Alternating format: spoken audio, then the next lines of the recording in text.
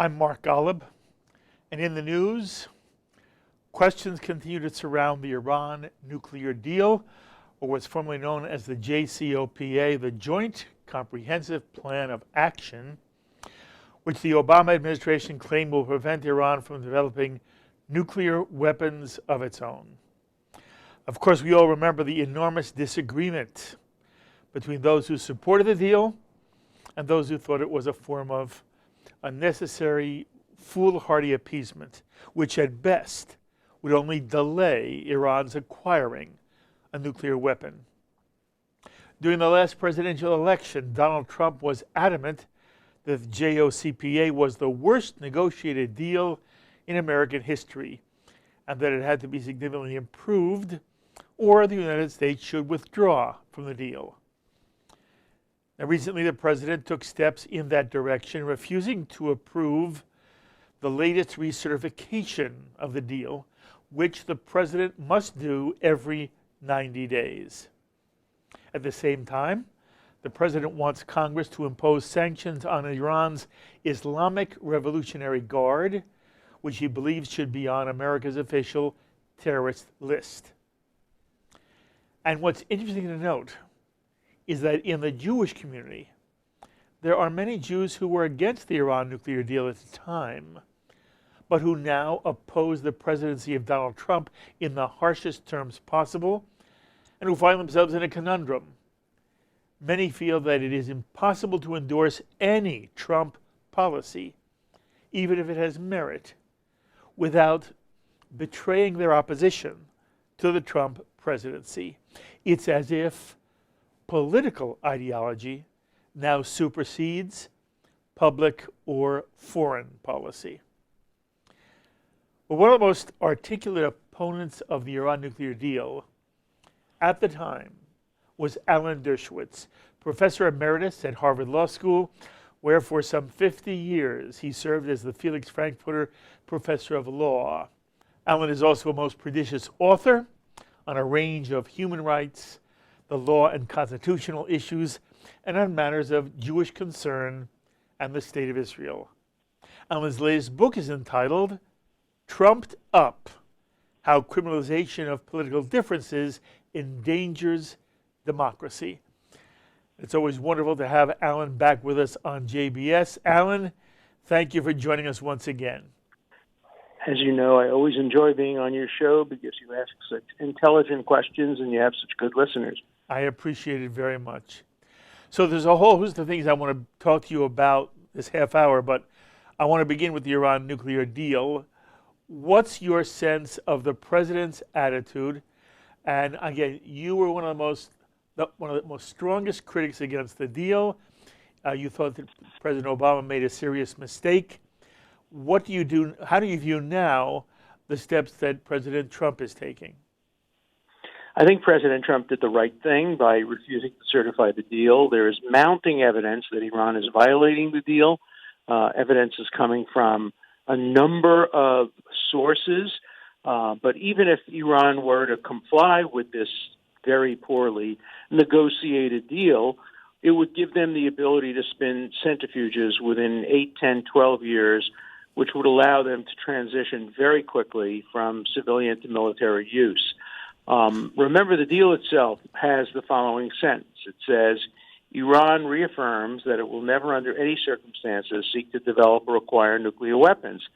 I think the president ought to announce that that's an inherent part of the deal. It's a very important part of the deal, and it's American policy that the United States will never, ever, under any circumstances, allow Iran to develop nuclear weapons. Now, that's not enough, because Iran can circumvent that by simply spinning the centrifuges and creating civilian uses of nuclear material that within 1 month can be transitioned into military use and can be done quietly below the surface and below the radar. So there has to be restrictions even on the civilian spinning of centrifuges once the deal ends.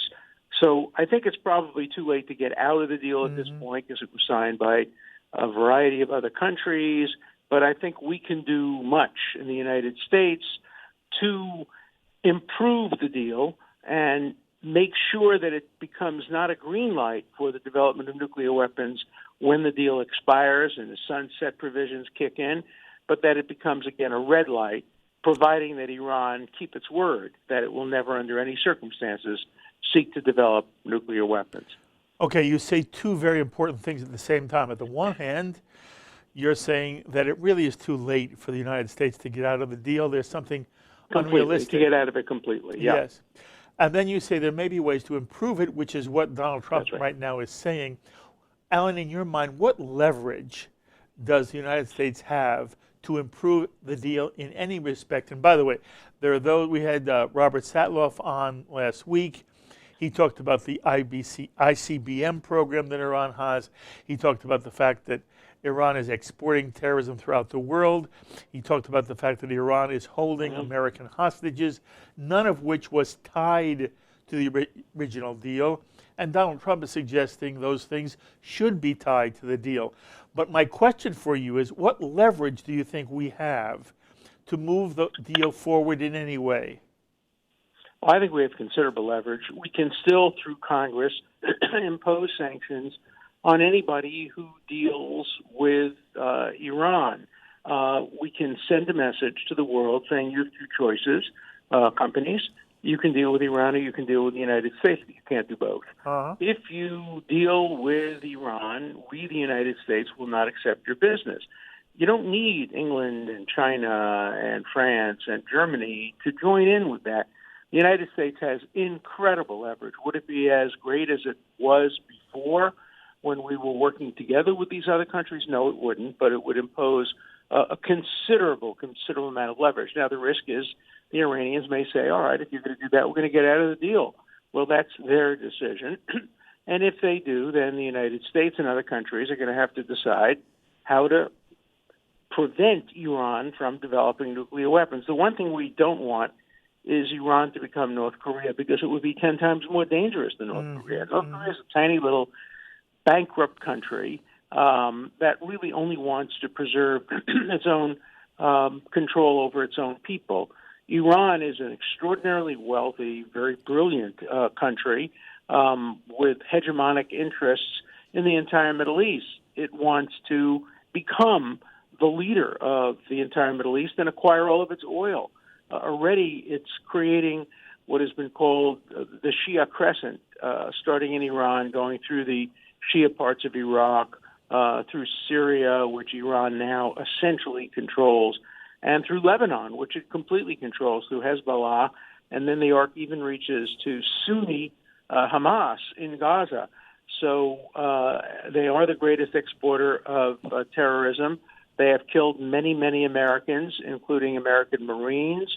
Of course, they've killed Israelis, Argentinians, when they blew up the both community center and embassy in Buenos Aires.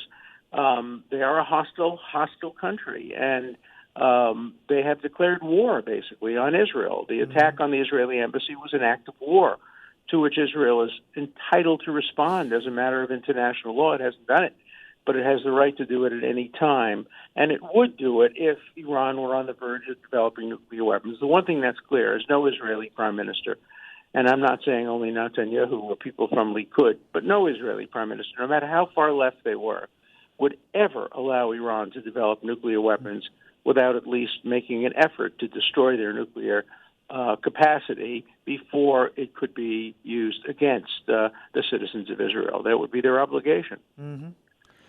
Well, we talk about another nuclear problem facing the world, and that is North Korea. We permitted North Korea to develop nuclear weapons. There was not as much noise about that than there was about Iran. How do you feel about it, and do you think there's anything the United States can do now? Well, we made a terrible mistake in allowing North Korea to become a nuclear power. It's much, much harder to negotiate with a nuclear power.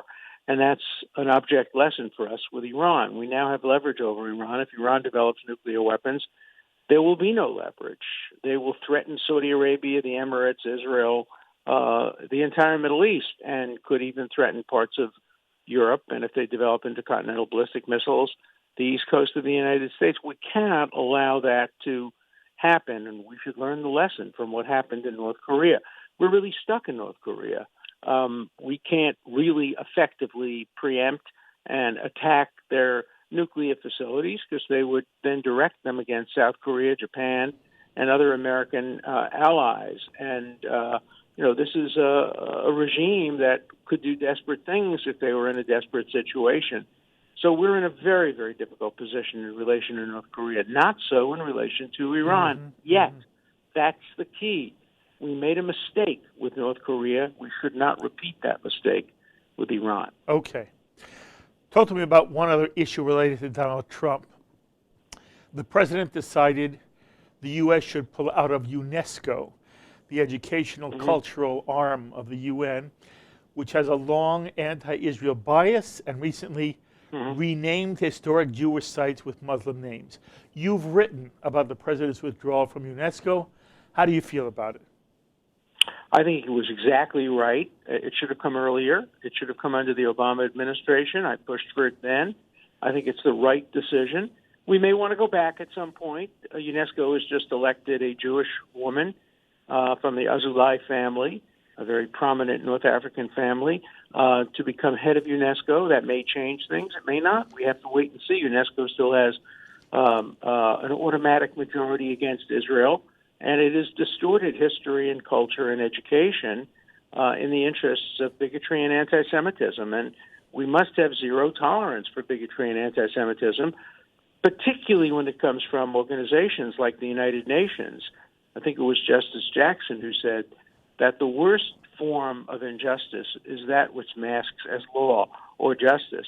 And that's what UNESCO does. It pretends to be a historical, educational, cultural organization, but it's not. It's a propaganda arm of the anti-Israel extreme left.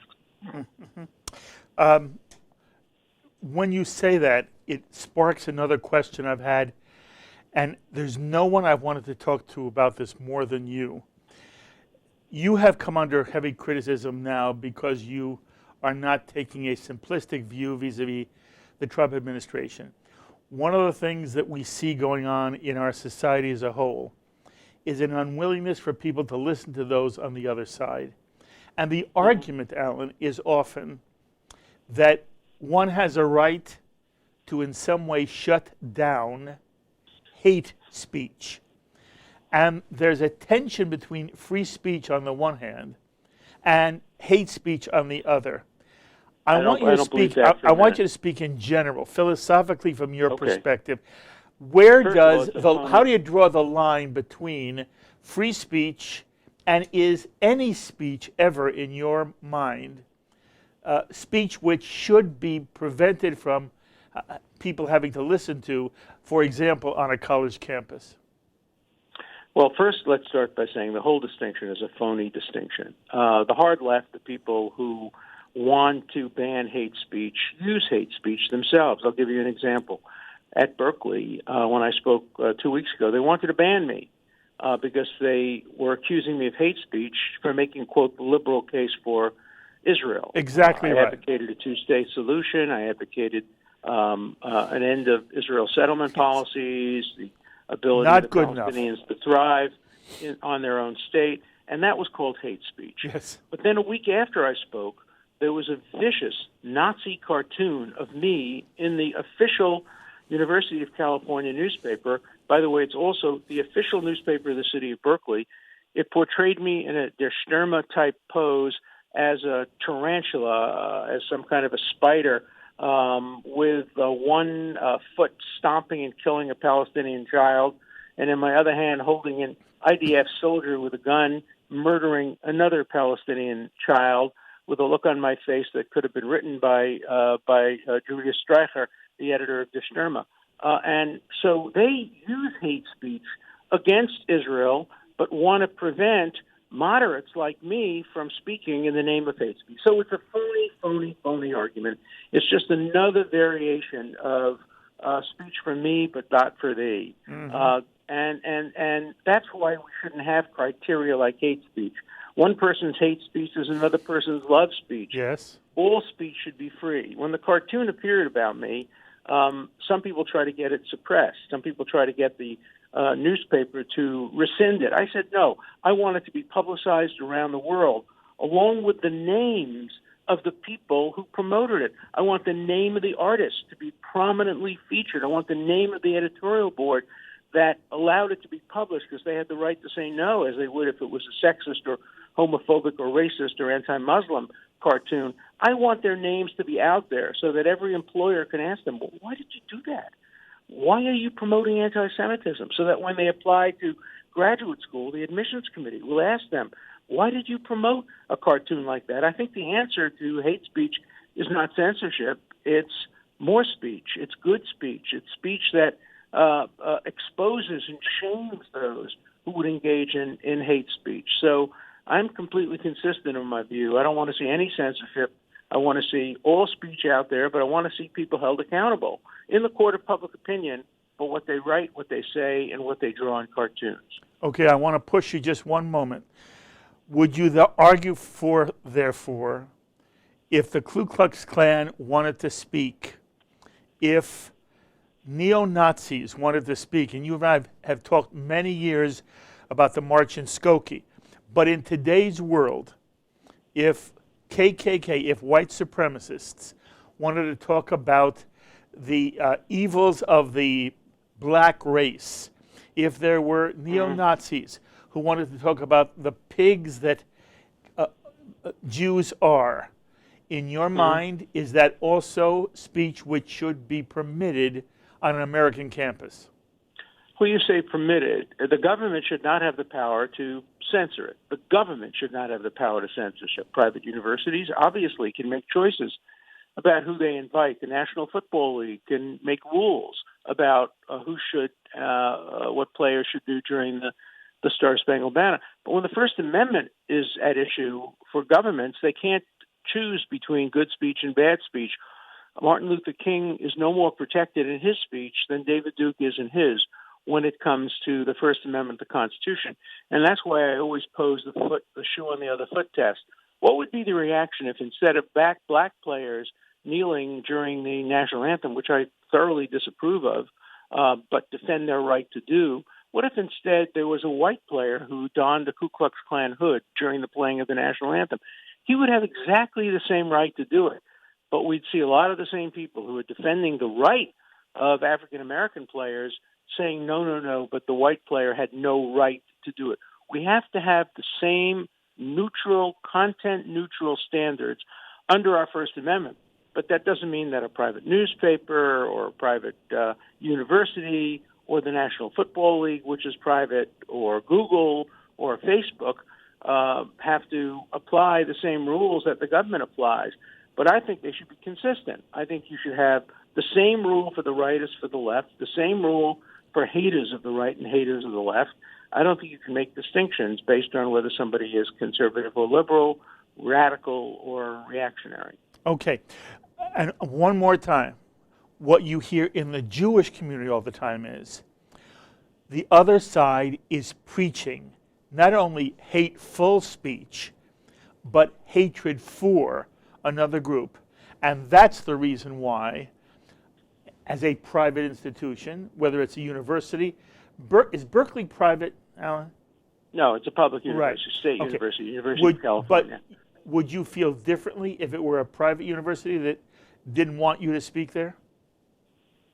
No, I would feel that they would be violating the spirit of the Okay, and First I do Amendment. too. Let's remember also that if you start banning hate speech directed against Jews, the first people to be banned will be Jews and Zionists. They will be the first people to be banned under any concept of hate speech. And the last people to be banned will be Students for Justice for Palestine, which, by the way, promoted the racist cartoon about me and has promoted other anti-Semitic tropes over the years. So right now on college campuses, free speech helps us and hurts our enemies. And if we had censorship, it would hurt us and help our enemies. Well said. I hope people understand what you're saying, listen to what you're saying. You and I should not put myself in your category. All I know is I grew up being, a traditional, typical liberal Jewish kid who really believed that the principles of free speech were essential for the Jewish people and for this country. And it pains me that people I grew up with who also have a liberal perspective now feel it is all right to censor speech they disapprove of. And you've taken a lot of criticism out. I'm sorry? Yeah, no, I know. Look, that's my life, taking criticism. All right. I take criticism from the right, from the left, from Muslims, from Jews, from Israelis, from anti-Israelis. That's my life, taking criticism. Fortunately, I was born with a very thick skin. Yeah. By the way, has it diminished at all, given the way in which history continues to move, and we see things are much more complicated and nuanced than simply black and white and good and evil? Has your willingness to try to be objective when you look at the Trump administration and Donald Trump? You've been critical of him, and you've also said at times the policies that he represents are ones that you endorse. And people have come down on you. Friends of yours have come down on you. Has that lessened any in the last, 2-3 months, or is it staying the same? It's staying the same. People want me to come out against everything that Trump does, just the way they wanted me to come out in favor of everything that Obama did. That's not what I do. I take every issue on its own merits and demerits, and I evaluate them without regard to who the president is, whether it's a Democrat or Republican. And as far as speech is concerned, I always apply neutral principles. That will always make me enemies on both sides, but that's the way I've chosen to live my life. Well, again, I have enormous regard for you. Look, recently there are revelations that the Obama administration may have facilitated the domestic sale of uranium to a Russian-controlled company, which was under FBI investigation at the time. Do you believe there should be congressional investigations of that issue? Sure. I believe we should investigate everything. I find it hard to believe that the FBI wouldn't have informed the Obama administration of its ongoing investigation. But look, everything should be investigated, but the investigation shouldn't be leaked. They should be investigated, thoroughly explored, and in the end, a conclusion arrived at, but not government by leak, where every day we get new and further gossip and leaks, and we don't know how to distinguish credible information from less credible information. Yes. So investigation, sure, but let's do it professionally, and let's do it with a very high level of integrity. Okay, in that regard, how comfortable are you with the way investigations into possible collusion between Russia and the Trump campaign are proceeding? Have you seen anything that suggests to you there is some tangible evidence of collusion between Trump and the Russia? I think we made a terrible mistake giving that issue over to a special prosecutor or a special counsel, because it means that it will be done behind closed doors in front of a grand jury. I think it should have been done by an independent commission, bipartisan, nonpartisan, scientific, looking into the impact that Russia has had on elections and would like to have on future elections. It should not be pointing fingers at Democrats or Republicans, because this affects Democrats and Republicans alike. I think it should have been a nonpartisan commission to look at a serious national problem. But turning it into a criminal investigation almost guarantees that we're never going to get to the bottom of it. Okay. One last question that deals with Israel again. You saw that recently Hamas and Fatah have made another unity agreement. I want to know to what extent you believe a unity government in the Palestinian world is possible.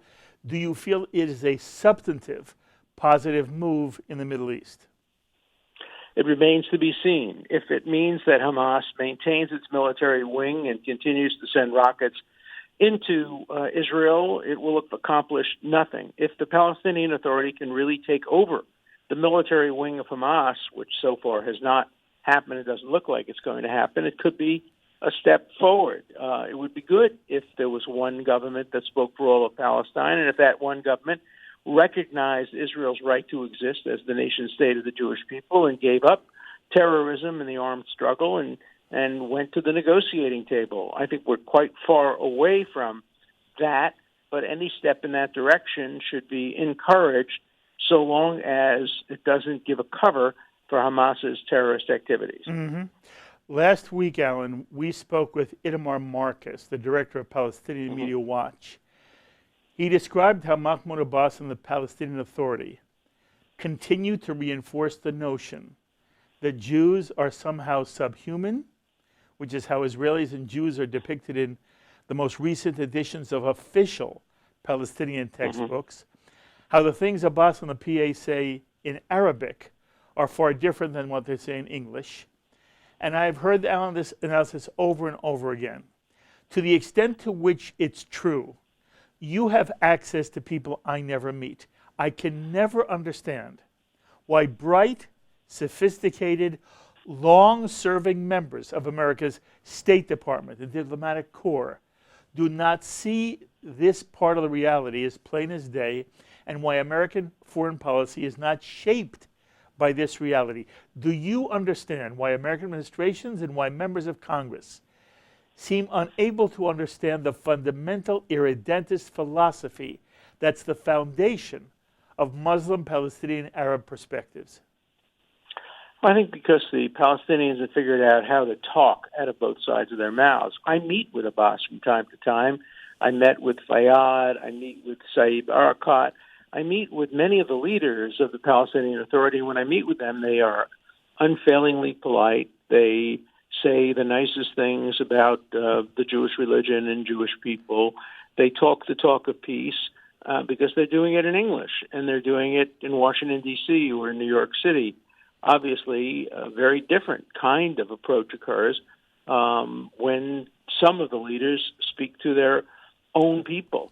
And this is a constant a problem. It's not only a problem with the Palestinians, it's a problem with many other groups around the world. With Turkey, we're seeing increasing anti-Semitism among some of its leaders, and yet they try to speak the talk of NATO and cooperation.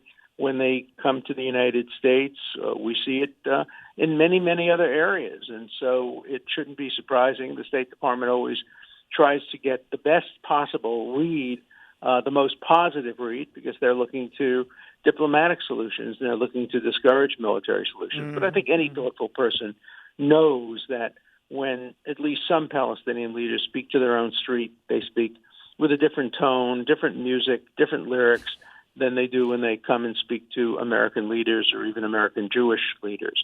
So it's something that we have to obviously pay direct attention to. I can't tell you how much I appreciate your letting me call you and speak to you. Alan, I see you. People are now at you all the time.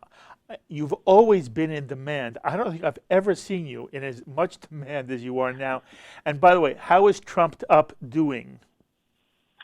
I don't know. I haven't checked on it, but it's an ebook, a quick book. I have another one coming out in another month called The Case Against BDS.